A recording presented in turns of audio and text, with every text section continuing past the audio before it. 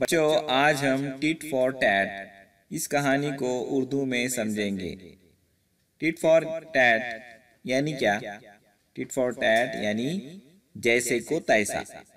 बहुत बरसों पहले एक नदी के पास एक ऊंट और एक गीदड़ रहते थे और इस नदी के दूसरी तरफ खेतों और बागों वाला एक गांव था।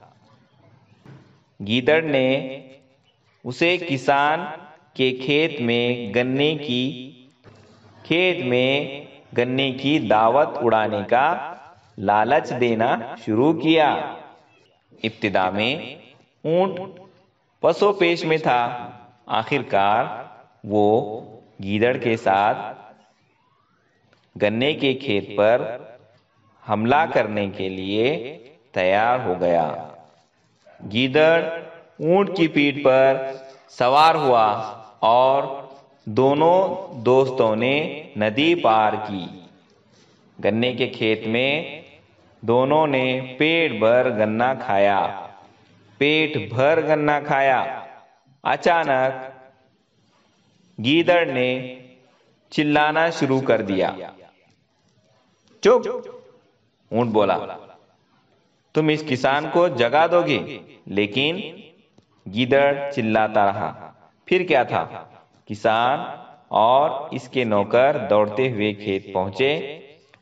शरारती गीदड़ तो वहां से खिसक गया, लेकिन बेचारा ऊंट निकल नहीं पाया। किसान ने इसे खूब पीटा और वहां से भगा दिया। गीदड़ नदी के किनारे ऊंट का इंतजार कर रहा था। इसने कहा, माफ कीजिए भाई, लेकिन अच्छी सी दावत के बाद मुझे गाने की आदत है। मुझे उम्मीद है कि आपने इसे दिल पर नहीं लिया होगा। ऊंट ने कुछ नहीं कहा। इसने गीदड़ को अपनी पीठ पर बैठने दिया और नदी में दाखिल हो गया। नदी के बीचों बीच पानी बहुत गहरा था। वहां ऊंट नदी में गोता लगाने लगा। गीदड़ खौफजदा हो गया। अरे अहमक, ये तुम क्या कर रहे हो? क्या तुम मुझे डुबो देने की कोशिश कर रहे हो? नहीं भाई, ऊंट ने कहा, बात सिर्फ इतनी है कि पेट भर जाने के बाद मुझे नदी में गोता मारने की आदत है। मुझे उम्मीद है तुम कोई ख्याल नहीं करोगे। इस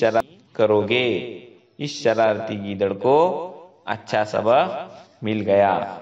इसने ऊंट को दोबारा कभी तकलीफ नहीं दी। देखा बच्चों आपने किस तरह ऊंट ने गीदड़ को सबक सिखाया। इसे कहते हैं जैसे को तैसा, टिट फॉर टैट।